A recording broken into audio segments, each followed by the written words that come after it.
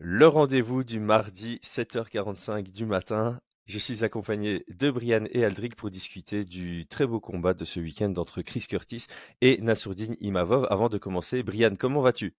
En forme, tout va bien. Et Aldric, également en forme? Très bien, et bonjour à tous. Salut. Alors, j'ai enregistré préalablement le contexte que je lance maintenant. Nassourdine Imavov contre Chris Curtis. C'est un combat aux portes du top 10 chez les middleweight et les moins de 84 kilos. Nous avons le français Nassourdine Imavov qui pointe à la 12e place du classement des contenders de cette division.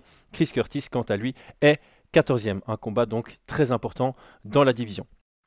L'un comme l'autre, c'est 75% de victoires lorsqu'il rentre dans une cage, mais on est sur deux expériences bien différentes.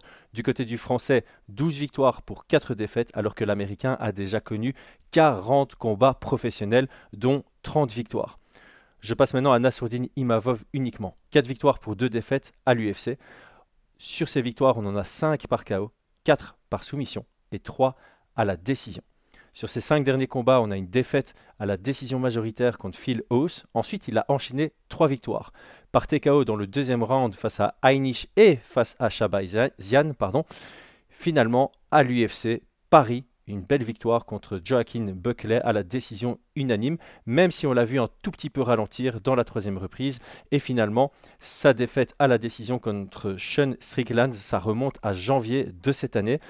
C'était dans la division au-dessus, c'était en moins de 93 kg chez les light heavyweight, un combat qui a été prévu sur le fil puisqu'à la base il était prévu contre Kelvin Gastelum qui a annulé la semaine du combat. Et c'est intéressant de finir par Sean Strickland parce que c'est le partenaire d'entraînement de son prochain adversaire, Chris Curtis, qui lui à l'UFC a 5 victoires pour 2 défaites. En carrière, il a connu 15 victoires par KO, 3 par soumission et 12 à la décision. Chris Curtis est bien plus âgé que Nassourdine, 35 ans, Nassourdine a 27 ans. Sur les 5 derniers combats de Chris Curtis, on y voit 3 victoires pour 2 défaites.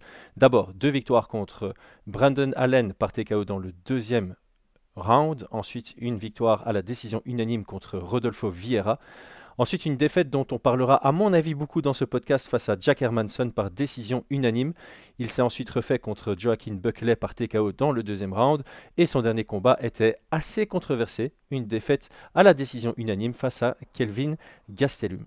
Je finis avec une statistique intéressante dont on va parler également pendant le podcast. Nous sommes sur des volumes de jeu différents.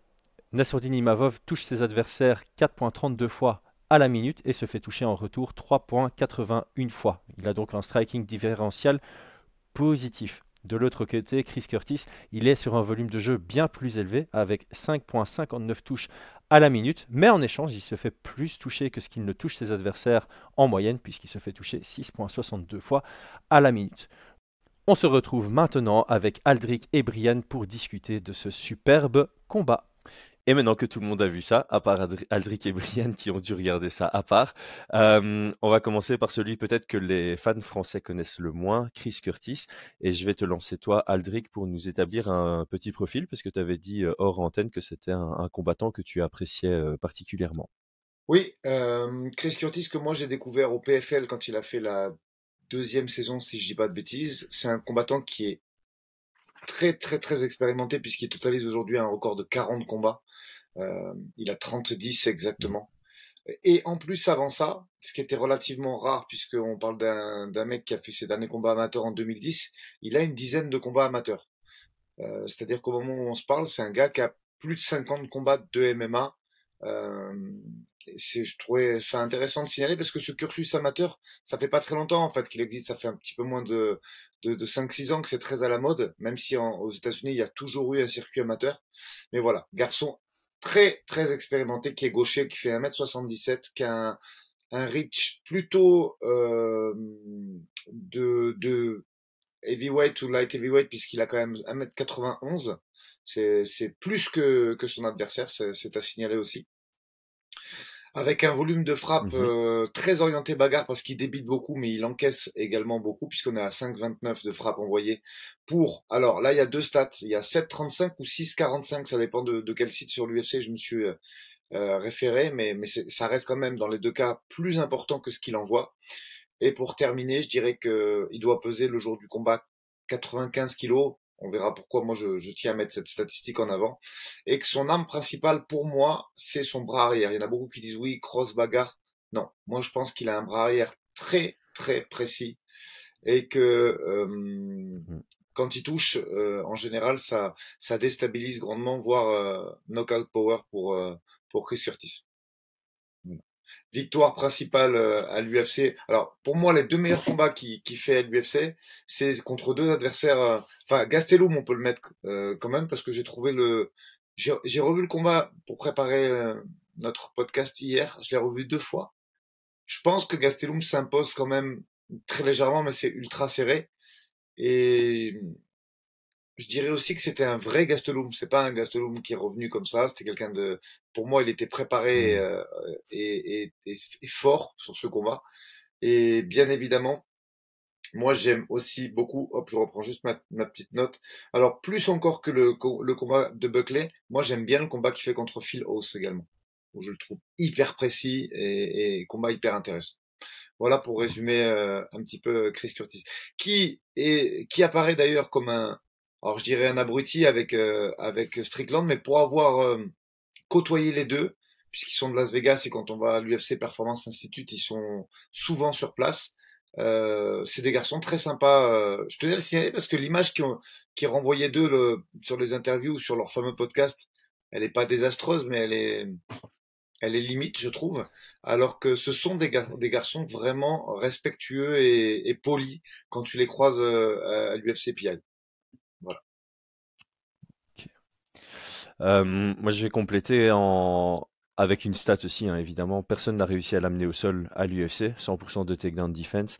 Zéro tentative de takedown pour lui. Donc, c'est quelqu'un qui, jusqu'à présent, à l'UFC, ne cherche pas à lutter et ne cherche pas, enfin, et défend vraiment, il veut pas aller au sol. Euh, il a une bonne anglaise, hein, je dirais. Il a des bons déplacements. Il se positionne assez bien. Il arrive à bien gérer son gabarit un peu, qu'on voit pas spécialement ailleurs, hein. Comme tu l'as dit, il est très petit pour la division, mais il a des longs bras. Ça lui permet quand même de bien gérer en anglaise. Il a des bonnes combinaisons en anglaise. Et malgré qu'il soit à 40 combats professionnels, je trouve qu'il y a encore une progression dans son jeu, principalement sur la défense en pied-point. Il commence à vraiment avoir des bons systèmes défensifs. Il va varier entre bloquer, chasser, bouger la tête. Il utilise bien les deux, il utilise les deux, enfin, il utilise ça au bon moment pour rester dans la boîte et pouvoir remiser derrière.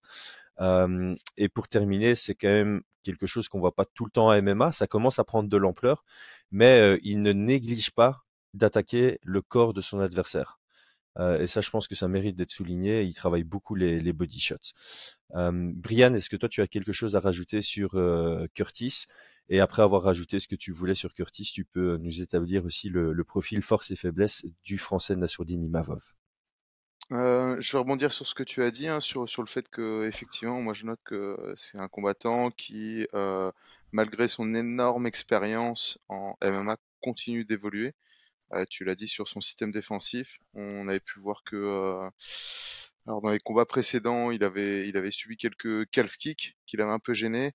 Et Gastelum avait tenté les calf kicks et il avait très bien réagi en punissant directement avec des 1-2, etc. Et en mettant en danger Gastelum. Donc toujours une belle adaptation, une adaptation aussi dans sa garde. Donc pour moi, hein, c'est un boxeur bien particulier.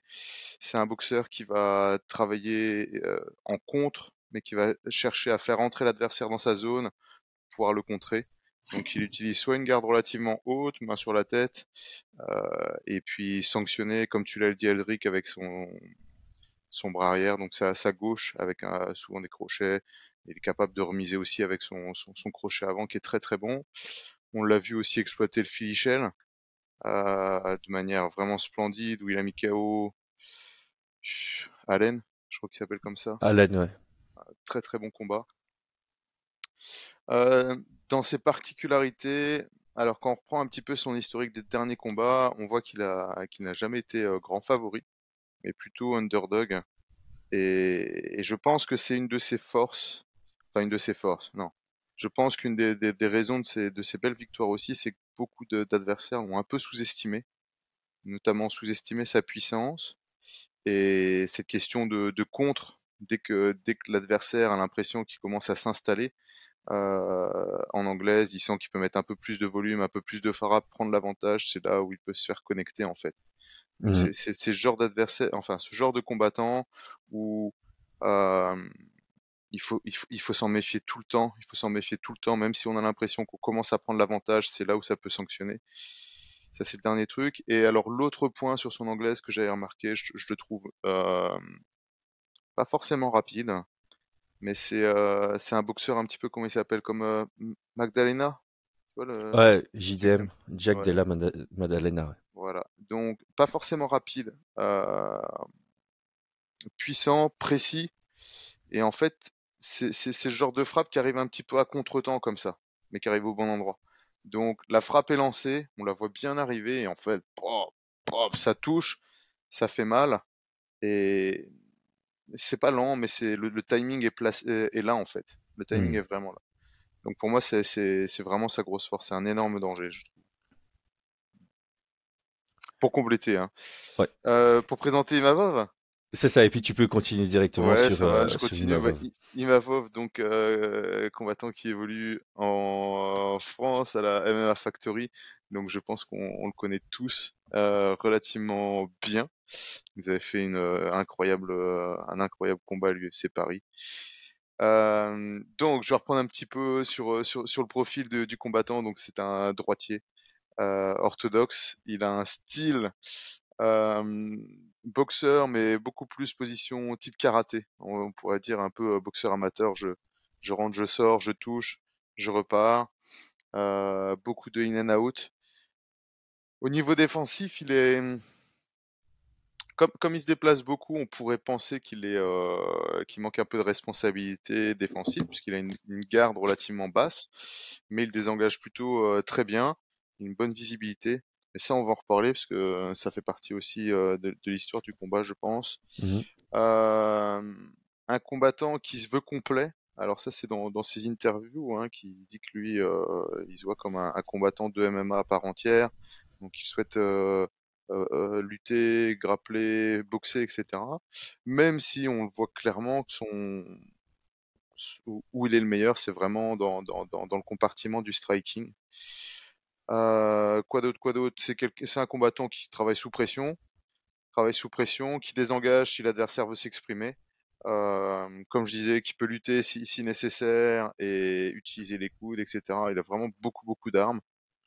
Euh, je pense, alors ça c'est vraiment mon avis, parce que il a été fort critiqué sur son cardio, ce qui sera pas un problème là mais je pense que c'est un combattant qui est très généreux, euh, qui doit faire face entre l'ego de gagner, tu vois, l'ego de montrer dont il est capable et sa capacité à suivre une stratégie. Donc c'est un Mhm. combattant à qui on a pu reprocher un petit peu de manquer de stratégie de temps en temps. Et pour moi, c'est un combattant qui, de la même manière que Curtis, évolue. Il évolue vraiment bien. Il est capable de faire les adaptations et les modifications. Donc, on a pu le voir être vraiment très généreux, notamment à l'UFC Paris, et puis sur d'autres combats être beaucoup plus stratégique, même si ça n'a pas Mhm. forcément payé. Euh, donc, un combattant qui est léger comparé à sa catégorie, hein. Il a combattu à 77, si je dis pas de bêtises, 84. Il explique qu'il cut très très peu. Euh, mais par contre, c'est un combattant qui impose dans la cage, je trouve. Il Ouais. paraît pas si en déficit que ça, même quand il a combattu contre le pote de Curtis là, Strickland. Strickland. Strickland, ouais. Ouais, contre Strickland, j'ai pas trouvé que la différence était si énorme. Elle était beaucoup moins que quand il a combattu contre Buckley. Où Buckley, on aurait cru qu'il était deux catégories en dessous. Vous voyez ce que je veux dire? Donc voilà pour le présenter. Je pense que c'est un combattant qui est vraiment complet partout. Même au sol, en fait, dans ses positions, il n'est pas forcément connu pour son sol. Pour moi, c'est vraiment un sol MMA où il va prendre ses positions, aller chercher les two-on-one, donc les Dagestani handcuffs, le contrôle de tête. Donc, il a vraiment des placements qui sont très, très intéressants, très, très efficaces. Une lutte un peu trop énergivore à mon goût, mais ça, c'est vraiment. Ça rejoint un petit peu mon point, je trouve parfois un peu trop généreux dans sa manière de combattre, Mm. et d'où des fois des baisses de régime. Voilà, si vous souhaitez rajouter, je sais.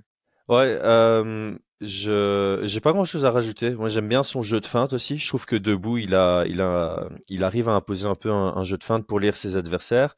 Et il y a aussi ce côté variation du nombre de coups envoyés. Donc, c'est quelqu'un qui va mettre une priorité sur les single attaques, comme beaucoup au MMA Factory, hein, sur les in and out, rentrer avec une frappe, sortir avant de pouvoir être contré.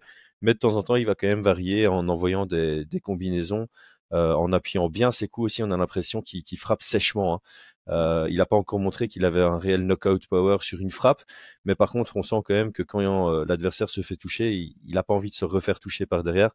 Un peu à l'image de Cyril Gane, je dirais, c'est aussi quelqu'un, tu n'as pas l'impression qu'il a ce gros knockout power, mais quand il rentre dans la cage et à la première touche, tu vois quand même que l'adversaire se dit ah, j'aime pas trop ça. Aldric, est-ce que toi tu as quelque chose à rajouter par rapport à ce que Brian a dit? Très rapidement, moi, je me suis un petit peu amusé hier à regarder ses combats et à essayer de chercher les loose conditions, c'est-à-dire pourquoi il avait perdu Mm. ces deux combats à l'UFC et quand est-ce qu'il était en difficulté et à contrario, quand est-ce qu'il brillait. Et j'aime à penser que il y a un petit problème des fois de concentration qu'on peut qualifier sur l'émotivité ou le fait que il prend peut-être les choses trop personnelles. Et là, je le cite, hein, il l'a dit lors de pas mal d'interviews.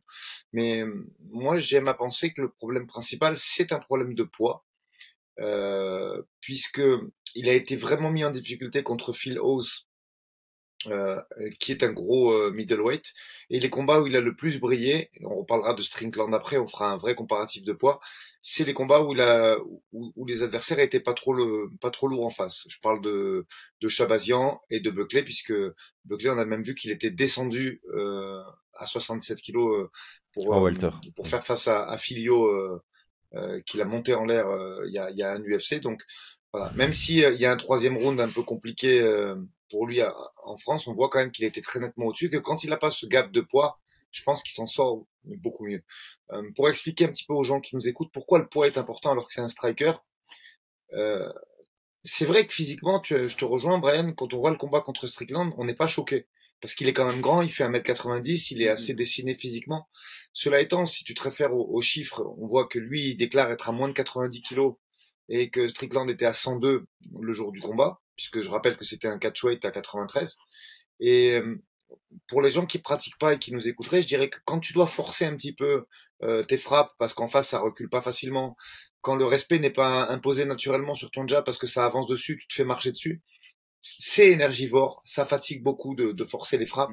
Et c'est pour ça que moi j'évite en tout cas de mélanger mes gars quand il y a 7, 8, voire 10 kilos d'écart. Parce que c'est des risques de blessure, tu vas forcer un peu tes frappes, tu vas te fatiguer un petit peu, tu vas être moins lucide.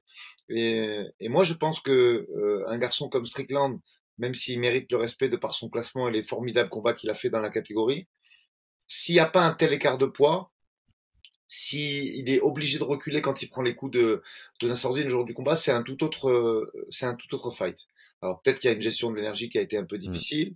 Il y a plein de paramètres, il n'y en a pas qu'un, hein, bien évidemment. Mais moi, j'aime à penser et je suis intimement convaincu que ce gap de poids a été beaucoup plus préjudiciable pour lui qu'il n'y paraît. D'ailleurs, dans sa récente interview, il disait comme ça que, enfin, pour lui, ça explique pas mal de choses. Et il a travaillé avec son équipe, ils ont pris du poids, hein. Il va Mm. être beaucoup plus lourd sur son prochain combat pour limiter un petit peu ce gap de poids. Oui. Je te rejoins entièrement, hein, sur la différence de poids. Moi, c'est vraiment sur son aspect dans la cage où il impose avec sa forme de corps, etc. Mais en tout cas, là, apparemment, alors est-ce que ça va impacter aussi son cardio ou ses déplacements? Ça va être intéressant à voir. Oui. Mais pour lui, il aurait pris 3 kilos de muscle, ce qui me Ok. semble beaucoup sur cette si courte période. Et on verra le jour du combat. Il sera plus lourd en tout cas. C'est effectivement une discussion intéressante parce que sur le long terme, c'est intéressant pour lui de transformer son corps un middleweight à l'américaine, on va dire, rejoindre un peu les gabarits de sa division. Mais il avait aussi un style qui reposait sur l'agilité. Et comme on sait, si tu prends du poids trop rapidement sur une trop courte période, tu risques de plus être habitué enfin de ne pas être habitué à ce poids, et donc ça va impacter la qualité de tes déplacements et ta gestion d'énergie aussi. Donc on espère qu'ils font ça de manière assez calibrée et qu'ils font ça de manière plutôt progressive plutôt que de faire ça un an coup soudain. Surtout que selon moi, Chris Curtis c'est pas spécialement le profil face auquel c'est tellement important de prendre du poids. Par contre, plus haut dans la division, je pense que c'est nécessaire pour lui d'aller chercher un peu plus de masse. Par Euh, contre, juste, ouais. juste pour revenir sur son poids, moi, ce qui me questionne, c'est, il disait dans une interview qu'il ne voulait pas descendre en 70, enfin, qu'il voulait pas. C'était très compliqué de descendre en 77 kilos parce qu'il perdait très peu de poids en transpirant.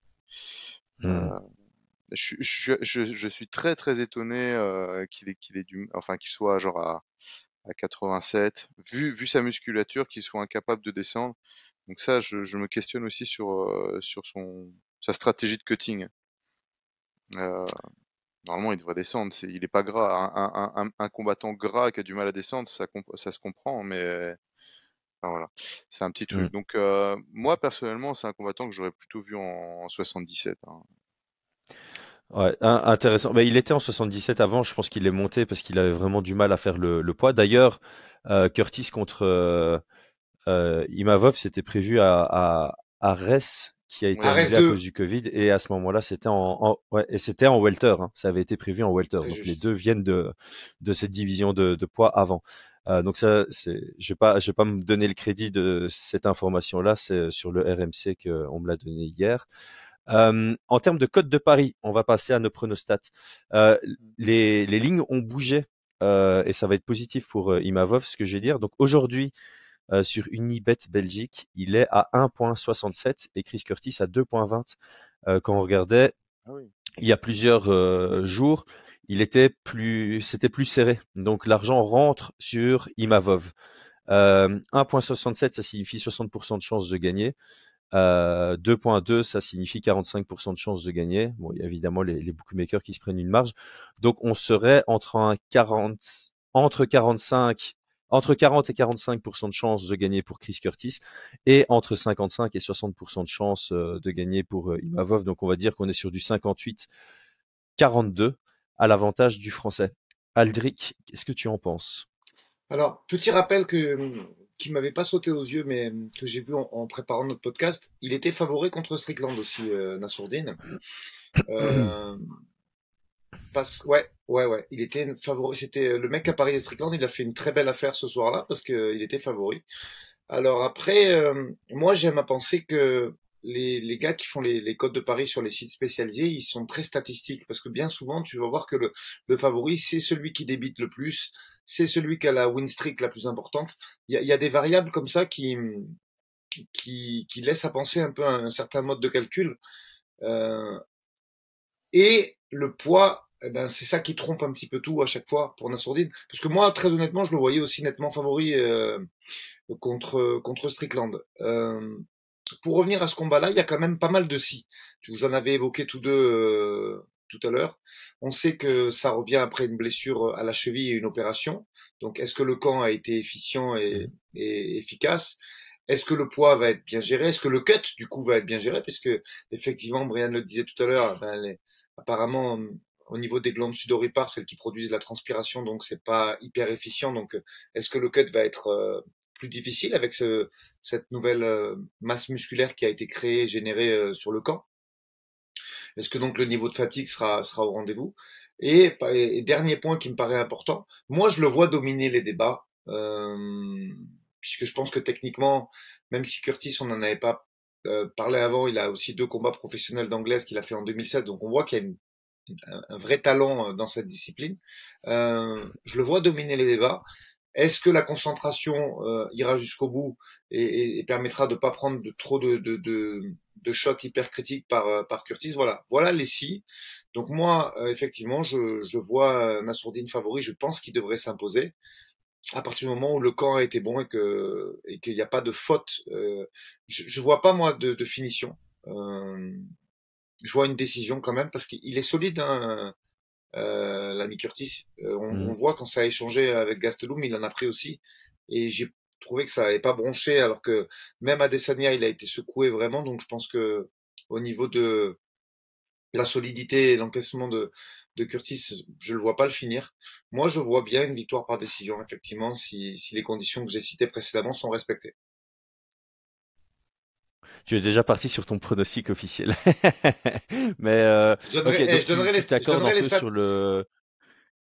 Je donnerai les stats après, hein, je vais développer après sur le prono, mais ouais, moi je suis D'accord. plutôt favorable à ça, à partir du moment, je te dis, où les paramètres que j'ai cités sont bien en place, parce que là on est un peu dans le vide quand même. À part les proches qui ont participé à la préparation de la sourdine, on sait qu'il y a une opération au mois de mars, si je dis pas de bêtises.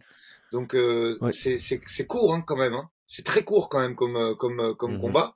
Mars, en sachant que c'est quand même une opération compliqué, les chevilles, parce qu'il y a beaucoup de petits os, de micro-ossements, que les réhabs sont pas faciles. On est un peu dans le vague hein, quand même là, pour être totalement honnête. Le peu d'images de camp qu'on a vues, c'est des images de boxe anglaise.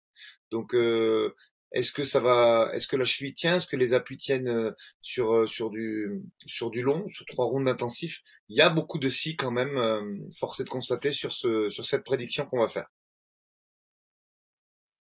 C'est clair que c'est intéressant. Moi, après, je pars du principe que bah, ça reste un camp expérimenté, le MMA Factory. Ils vont pas accepter un combat, ils vont pas signer un contrat si la revalidation n'a pas été faite et qu'il est à l'entraînement à 100%. Enfin, ça, c'est mon interprétation de la situation. Je peux évidemment être dans le faux, mais j'ose espérer qu'il sera à 100% le jour du combat parce qu'il a tout intérêt à l'être. T'as pas envie de prendre le risque d'être sur 2 défaites d'affilée à l'UFC. En termes de pronostat, Brian, est-ce que toi tu t'accordes sur le 58-42 à l'avantage du français ou tu avais quelque chose de différent, une autre lecture? Euh, ouais, moi je voyais quand même Imavov léger favori, 58 ou 55. À la base, Hmm. j'aurais plutôt dit 55-45, mais un 58, je trouve que c'est plutôt, ouais, ça me semble tout à fait normal. Ça me semble tout à fait normal, surtout avec le dernier combat qu'il a fait contre Gastelum. Euh, oui, je m'accorde pas mal là-dessus, ouais. Mm. Ok. Moi, je suis même un peu plus gentil avec Nassourdine. Je voyais plus tirer vers le 60-65 à son avantage. Après, c'est toujours une question de stratégie. C'est parce que je Ouais. pense sincèrement qu'il y a une vraie stratégie à mettre en place qui pourrait l'amener vers une victoire. J'ai pas envie d'utiliser le terme facile, mais en contrôle. Je, Mm. je le vois être capable d'être en contrôle de ce combat. Euh, je vais peut-être élaborer quand on parle de game plan, ce que je pense qu'il est possible de faire contre Chris Curtis pour s'assurer une victoire. Et d'ailleurs, Aldric avait bien lancé le sujet. Un mot important là-dedans, c'est émotion. Mais peut-être avant d'en parler, parce que moi j'ai fait des notes, et donc je crois Mm. que j'ai gardé ça pour la fin du podcast. Je vais juste lire ce que j'avais noté pour la stratégie de Nassourdine. Donc, Brian, je vais te lancer toi en fait sur les points clés peut-être à mettre en place de part et d'autre, que ce soit du côté Nassourdine ou du côté euh, Curtis. Les points clés sur le game plan. Sur le game plan, ouais. Euh, Moi, je t'avoue que là, actuellement, s'il n'y a pas de game plan, je vois Chris Curtis l'emporter, hein. Je vais être honnête avec vous. Je le vois l'emporter. Je pense que toute l'histoire du combat va reposer sur le game plan de Nassourdine. Euh, Nassourdine, moi personnellement, le 45, je mets 45 parce que j'ai quand même très peur qu'il se fasse connecter, notamment sur cette question d'émotion, cette question d'ego, cette question de prouver, ce genre de choses. Le principal problème, j'aime vraiment bien ce combat pour les deux combattants, hein. Je vous le dis tout de suite, hein, l'UFC, pour moi, elle me régale sur ce plan-là, parce qu'au-delà de nous proposer un très bon combat, je trouve que c'est un très très bon combat pour les deux combattants qui ont des choses à faire pour évoluer.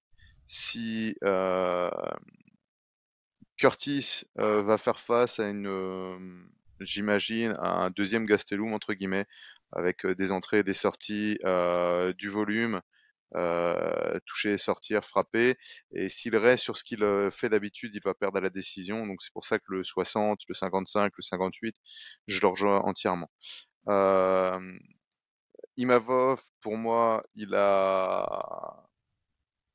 risque de se faire connecter s'il boxe de la manière dont il boxe. Il a tendance à rentrer avec un menton un peu trop en avant, parfois un peu trop haut, et il risque de se faire sanctionner et punir violemment par Chris Curtis. Donc pour moi, Imavov doit travailler en in and out, mais aussi en in and clinch, c'est-à-dire que de temps en temps rentrer, clincher, pousser à la cage pour imposer à Curtis de repasser dans une zone de lutte, hop, décrocher, boxer, utiliser ses coudes, vraiment ce genre de choses. Il doit faire attention à, je trouve parfois, ouais, où il manque un petit peu de responsabilité défensive quand il entre dans ses in. Et je pense qu'il va devoir vraiment, vraiment, vraiment avoir cette main droite bien plus haute qu'il ne l'a d'habitude, qu'en contrôle, rentrer avec la main qui est légère comme ça. Là, je pense qu'il pourrait vraiment se faire connecter. Donc moi, je le vois prendre ses rounds et j'aimerais le voir prendre ses rounds plutôt que de chercher un coup dur, de chercher une victoire. Au clinch, donc casser cette distance pour toucher, frapper, pousser au clinch, tester un petit peu quand même. J'aimerais bien le voir tester un petit peu la lutte. Parce que même s'il a 100% de défense, Chris Curtis, il n'a pas eu 100% de gars qui ont cherché à le mettre au sol.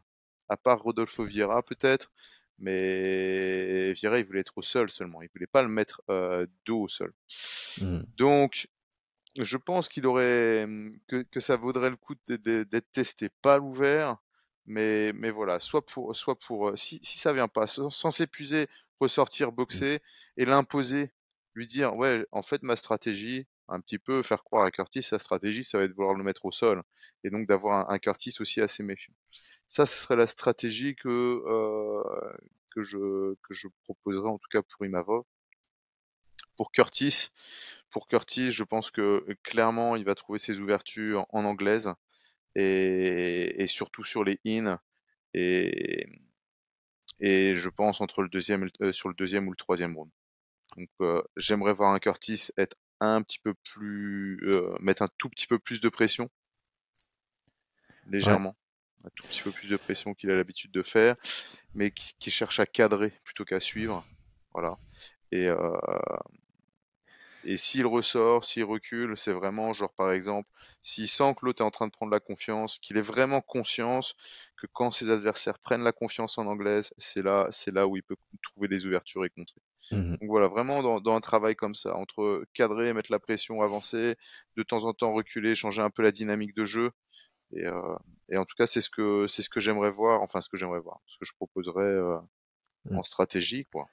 Ouais, je vais insister sur deux points que tu as dit, puisque c'est très intéressant. C'est vrai que si Imavov veut intégrer la lutte, je pense que c'est très important pour lui de s'assurer que il dépense pas plus d'énergie dans ces séquences-là que Chris Curtis, parce que la vitesse pour Imavov sera, selon moi, un point clé. Et s'il commence à plus fatiguer que Curtis sur les premiers rounds, ça va trop s'équilibrer sur le deuxième et le troisième et ça risque de vraiment jouer contre lui. Et par rapport à Chris Curtis, moi j'avais aussi noté que la pression pourrait très bien fonctionner pour lui parce que un des gros défauts qu'on a reproché à Imavov, c'est qu'il recule en ligne quand on l'attaque, ce qui signifie que c'est plus facile de lui mettre la pression et de venir le placer dos à la cage. Le gros problème de Chris Curtis, c'est qu'il est incapable il est capable d'avancer, il avance très bien vers ses adversaires, mais jusqu'à preuve du contraire, il est incapable de bien les cadrer. Contre Hermansson, c'était affreux. Son cadrage, son jeu de jambes offensif était vraiment déplorable. Et il s'est frustré à suivre Hermansson partout et à se faire toucher de l'extérieur. Donc je voulais insister sur ces deux points. Je pense qu'effectivement la pression peut très bien fonctionner contre Nassourdine, mais j'ose espérer alors que malgré que ce soit son 41e combat professionnel à Chris Curtis, qu'il a changé sa façon de s'entraîner pour pouvoir apprendre à cadrer un combattant. Je sais pas s'il s'entraîne en cage ou quoi dans ses sparring, mais il a tout intérêt à avoir quelqu'un qui peut le coacher et le guider sur comment modifier son footwork pour pouvoir aller chercher un meilleur cadrage contre ses adversaires. Surtout que Imavov est quand même quelqu'un de très mobile pour les middleweight. Aldric, quelles sont tes clés de victoire pour l'un comme pour l'autre. Alors moi, vous m'avez fait tous les deux deux belles transitions et je voudrais revenir dessus. Première chose, tu parlais de son camp et de son entraînement. Alors, Chris Curtis, il faut quand même, à ce niveau-là, on peut dire clairement qu'il a un avantage psychologique. Il s'entraîne au Extreme Couture, sous la direction de Eric Nicksick, avec Sean Strickland. Alors, pour les gens qui n'ont pas compris pourquoi je dis ça, Strickland, il vient de se taper 5 rounds avec Nassourdine. Donc, on va dire que même si effectivement, je trouve que la win condition, j'en ai parlé précédemment, je reviendrai pas dessus, est un peu tronquée par rapport au poids 102 kilos que faisait Strickland. Tout ce qui est au niveau jeu de Nassourdine, au niveau euh, technique utilisée, là-dessus on peut clairement pas nier qu'il y a un très gros avantage pour le camp Extreme Couture et Nicksick parce qu'ils le connaissent par cœur, ils l'ont eu synchrone. Qui plus est, je pense que Strickland c'est un très très bon sparring pour Curtis parce qu'il a à peu près la même taille que Nassourdine et donc il vient de faire son dernier combat contre lui. Donc ça quand même, il faut reconnaître que c'est un avantage certain pour le camp Extreme Couture et le clan Curtis. Après, je voulais revenir à quelque chose de très intéressant que tu as dit dans un autre podcast, Chris. Tu t'es référé au combat d'Hermansson. Pour le game plan, et Brian l'a confirmé dans le truc, il faut mettre de l'incertitude. Alors là-dessus, je suis d'accord, mais mitigé. Pourquoi Je m'explique très vite. Hermansson, ça a marché. Hermansson n'a pas une belle boxe et je pense qu'il est moins fort que Nassourdine en striking. Je pense qu'on peut valider ça tous les trois. C'est pas terrible ce qu'il fait, mais il y a quand même un mais. Il a une allonge un petit peu plus importante que Curtis. Ça, je pense que c'était déterminant. Et deux, il y a une réelle menace. On a vu Hermansson en lutte contre Khamzat, même s'il s'est incliné quand ils ont fait ce crossover là en lutte. C'est quand même un très bon lutteur, Hermansson, et son sol est respecté. À partir de là, si tu mets de l'incertitude sur la lutte, mais que le gars en face craint ta lutte et ton sol, il y a une difficulté. Et c'est peut-être pour ça que Curtis était gêné, effectivement, parce que il y avait peur des conséquences s'il tombait. Est-ce que si Nassourdine met de l'incertitude sur la lutte, boxer pour lutter ou lutter pour boxer, il y aura le même respect de la place de Curtis? Point d'interrogation. Pour ce faire, il faudrait qu'il y ait un takedown efficient dès le début qui puisse venir perturber un peu Curtis. Sinon, Nassourdine, même s'il a quand même 30% de ses victoires en soumission, n'est pas connu pour son ground and pound et pour son chain wrestling. Donc, est-ce qu'ils vont le tenir en joue? Est-ce qu'il va être aussi gêné que contre Hermansson? Ça aussi, c'est un point d'interrogation. Donc, voilà, pour recontextualiser un peu ça, je pense que il y a quand même là-dessus un avantage au niveau construction pour le clan de Eric Nicksick, qui est également un très bon technicien. Même si, que ce soit Curtis ou Strickland, ils sont pas super connus pour l'élaboration de game plan parce que ils aiment se bagarrer et ils aiment la boxe et le striking.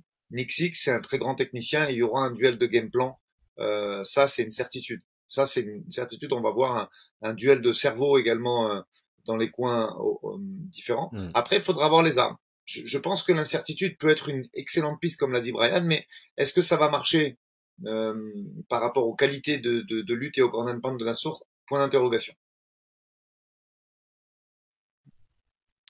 Oui, pour revenir sur l'incertitude, dans le premier cas, enfin avec Hermansson, l'incertitude, elle est comment on pourrait dire ça? Supposée, tu vois? C'est ça. Dans le sens où il va peut-être être, Curtis va être craintif dans le sens, il se dit: «Si j'engage trop et qu'il rentre à ce moment-là, le sol, ça va être très, très compliqué».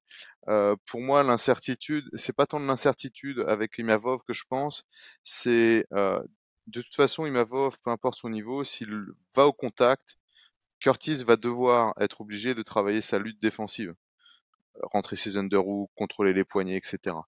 Et quand bien même ça ne soit que pour du dirty boxing, aller au clinch, bloquer, frapper, ressortir, ça peut être extrêmement frustrant pour Curtis et on peut l'avoir après, dès que ça va dans ces genres, même s'il est extrêmement confiant à vouloir, à savoir défendre la lutte, il va devoir défendre et ça peut être utilisé. Après, on n'a plus qu'à feinter qu'on va rentrer et reboxer derrière. Et comme l'autre est habitué à devoir défendre, c'est là où il va dropper ses mains.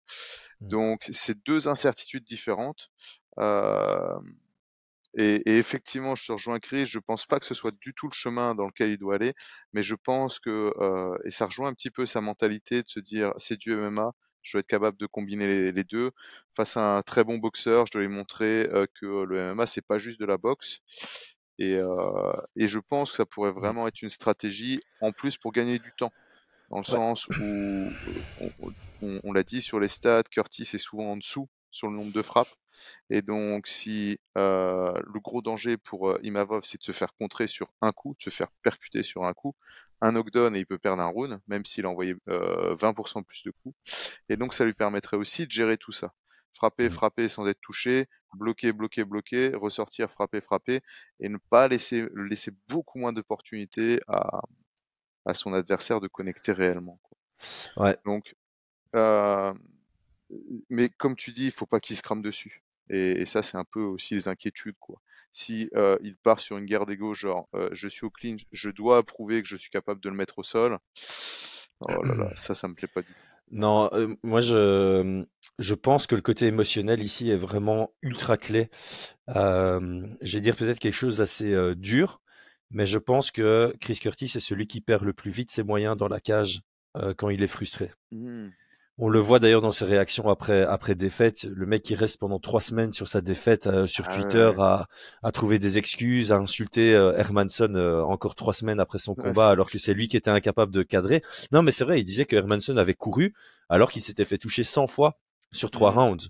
C'est juste que mec, t'étais incapable de le cadrer et de trouver ton timing. Donc je pense que là-dessus, on doit avoir un Assourdine très froid, très en contrôle de ses émotions et qui hmm, cherche à frustrer Curtis. Donc il doit chercher à le toucher, notamment avec les armes longues. Beaucoup les front kicks, je pense que ça peut bien fonctionner. Curtis est sujet au low kick, alors je sais que c'est en garde ouverte et que Curtis a fait un très bon contre Gastelum sur un low kick, mais si tu les envoies sur les bons angles, il y a moyen de toucher. Curtis, ça reste un boxeur anglais dans une cage, donc il y a beaucoup de poids sur sa jambe avant qui reste disponible. Sa tête est pas spécialement disponible. Donc quand tu as un adversaire où la cible de la tête est difficile à toucher, va toucher ses jambes, va toucher son corps. hmm, Il bloque très haut. Donc feinter pour créer cette réaction, bloquer haut et venir tabasser son corps, ça peut être très utile. Garder le centre, c'est très intéressant. Et je pense que en réaction défensive, Imavov doit désengager au moins 50% du temps. Mais par contre, il doit créer l'incertitude, comme vous le dites tous les deux, que ce soit en engageant l'action, mais aussi défensivement. Donc tu désengages 50% du temps, et au moment où Chris Curtis pense que tu vas désengager et qu'il surengage, là tu viens une fois contrer de temps en temps. Je pense que sa jambe arrière, il peut la travailler sur les 3 niveaux, mais il pourrait faire l'inverse de John Jones contre Daniel Cormier. Il pourrait, selon moi, envoyer beaucoup sa jambe arrière vers le haut, hmm. en sachant qu'elle va être bloquée, donc pas avec beaucoup d'intensité, juste pour vraiment créer cette réaction, et puis venir taper dans le foie une fois que c'est vraiment ouvert. Je pense qu'il y a des choses à faire là-dessus. Et clairement, jouer sur la frustration, donc un game plan patient, où sur le premier round, tu te grilles pas trop, mais tu joues sur le côté, je te touche une dizaine de fois sur le round, et toi, tu me touches que 2, 3 fois. Un premier round un peu relou, je pense que ça peut vraiment faire perdre les moyens à Chris Curtis, le sortir de son jeu, et à partir de ce moment-là, être capable de dérouler notamment en contre. Bon, c'est le seul point que j'avais vraiment ajouté. Je Moi, j'ai un tout long texte ici, mais je crois qu'on a fait le tour. Ah ouais, et évidemment, il est plus grand. Il n'a pas spécialement une meilleure allonge, mais étant donné qu'il est plus grand, on le dit tout le temps, hein, face à quelqu'un de plus grand, tu regardes vers le haut. Donc toutes les armes qui viennent d'en bas peuvent être intéressantes. Les uppercuts, les front kicks au visage, les genoux sautés, c'est un peu risqué. Mais si tu es à l'aise dans le combat et que tu sens bien le timing, ça peut vraiment faire une différence. Surtout face à un Curtis qui a un peu plus son poids sur la jambe avant. Les front kicks au visage, ça peut vraiment lui faire peur et le forcer à être plus en 50-50 sur ses appuis. Donc encore une fois, tout ce qui peut le sortir de son jeu classique, ça peut être intéressant.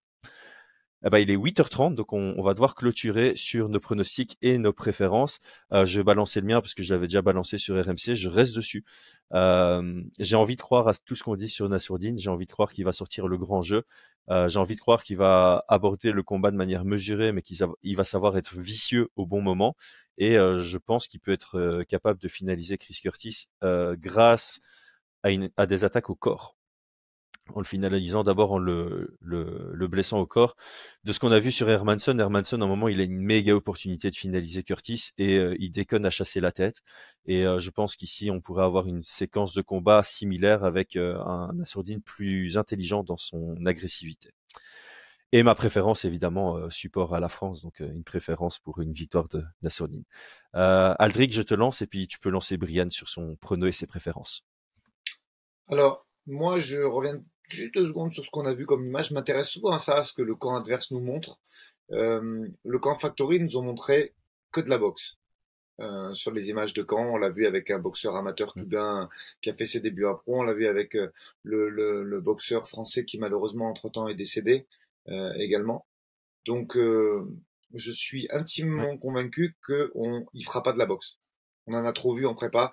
Je pense qu'il va servir du kicking range et que les kicks vont être hyper déterminants sur ce combat. J'espère que j'ai pas cassé l'effet de surprise de nos confrères du Factory, mais je suis persuadé que effectivement il a bien remisé contre Gastelum, mais le kicking range il est différent, il est beaucoup plus grand, Nassourdine. Donc moi je le vois gagner à la décision après un travail de sape en zone basse notamment et je le vois bien ressortir les parce qu'effectivement Gastelum, ça n'a pas été hyper convaincant, mais parce qu'il s'est fait contrer. Sinon, il en a mis 3-4, surtout dans le début du premier round, qui étaient quand même, qui ont marqué des points et qui ont fait des dégâts, je pense. Donc moi, je le revois sortir un petit peu ce game plan en se disant, je frappe de plus loin, j'aurai plus de mal à me faire contrer. Et à vouloir nous montrer trop de boxe, je suis persuadé qu'ils vont prendre la parallèle et qu'on aura plutôt un combat au kicking range où il va marquer ses points et s'imposer à la décision. Voilà ce que je vois. Et donc je coupe vite parce que ça c'est quelque chose que je voulais dire et ça rejoint typiquement ce que tu dis. Étant donné qu'il est plus grand, même si la longe n'est pas meilleure, il a quand même une zone où lui peut toucher Curtis sans que lui puisse se faire toucher. Tu vois, il y a une zone, un espace, une distance entre eux deux où lui est capable de toucher sans devoir avancer, à laquelle Curtis doit avancer pour pouvoir toucher. Et s'il arrive à trouver cette zone la majorité du temps, ou comme tu parles sur la majorité des momentum du combat, bah la victoire est à lui. Mais je te laisse reprendre. Ouais, voilà. Moi, je vais donner la parole à Brian, mais moi, je le vois s'imposer comme ça, avec un combat pas chiant, mais très méthodique et qui ne laisse pas de place à la guerre où ça désengage bien plus d'une fois sur deux. Moi, je le vois désengager 70 à 80% et vraiment essayer de contrer en deuxième partie de combat.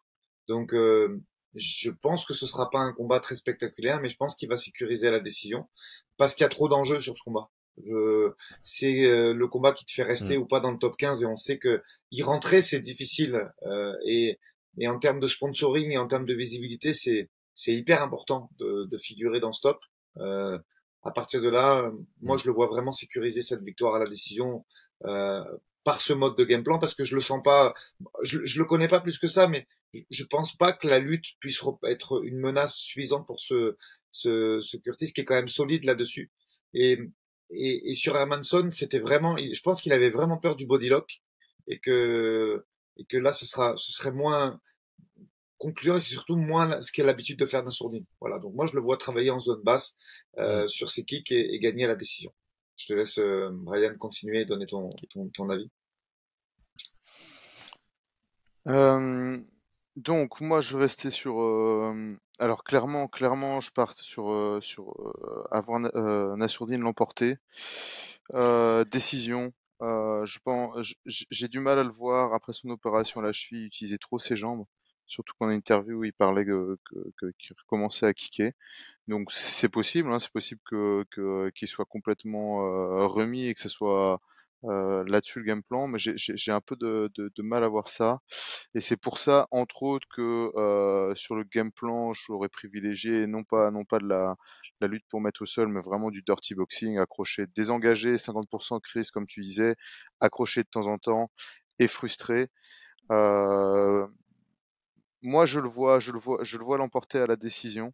En utilisant vraiment son allonge, rentrer, sortir, clincher, frustré, les coudes, désengagé. Il y a que 3 rounds à faire, donc je pense que c'est largement faisable. En termes de pari, par contre, si je devais parier, je parierais sur Curtis, qui est au deuxième ou troisième. Et, et dans mes préférences, je vais te rejoindre, Aldric. Je pense que ça va être une. Alors, 100%, hein, je vais supporter Imavov, même si, enfin voilà, dans le truc, je suis, enfin voilà, je supportais Imavov, mais par contre, je pense que ça va être une guerre de game plan. Et je serais vraiment très heureux de voir le camp qui a fait les adaptations, donc dont tu parlais, Chris, de pouvoir cadrer, etc. Euh, ou Aldrich, si par exemple il travaille le kicking range, ou alors, comme je dis, j'aimerais vraiment voir celui qui a fait les meilleures adaptations, le meilleur game plan l'emporter. Et, ça, et bah voilà, ça c'est vraiment parce que bah, c'est plus le passionné qui parle, et que c'est vraiment ça qui m'intéresse. Donc voilà, prono, victoire à la décision, Nassourdine. Si j'étais un parieur, je verrais, vu qu'il y a 45%, que j'ai parlé de 45%, je vois un KO. Et que le meilleur game plan, que la meilleure team gagne avant tout, ça me ferait vraiment kiffer, quoi. Si c'est un combat où voilà, ça gagne à une décision un peu chiante où aucun n'a vraiment évolué, ça va me saouler. Voilà. Ouais, je pense que ça clôture très bien le podcast parce que tu l'as dit d'ailleurs pendant le podcast, c'est un très chouette combat pour l'un comme pour l'autre, pour pouvoir Ouais. bien s'exprimer, pour pouvoir prouver sa place à l'entrée du top 10, euh, voilà, pour montrer qu'il y a encore de la progression. Donc on espère évidemment que les deux viennent avec un bon game plan, et que ça va même, j'irai même plus loin, j'irai même jusqu'à dire que j'espère que ça va se jouer sur les adaptations pendant le combat. Ça, Ah ce serait ouais. vraiment, en tant que fan, Mhm. c'est ça que je préférerais voir dans cet affrontement. Eh ben, les gars, merci. Brian, Aldric, un tout remercie comme d'habitude pour votre temps, votre expertise. J'espère aux auditeurs que ça leur a plu. On se retrouve très bientôt. Je souhaite une belle journée à tout le monde. C'était Chris, Brian et Aldric, ABC sur Fight Minds. Suivez-nous, abonnez-vous, donnez-nous vos commentaires, vos avis en commentaire, vos pronos en commentaire. On lira tout, on répondra à certains pour peu qu'on ait le temps. Merci et bonne journée. Ciao, ciao. À bientôt.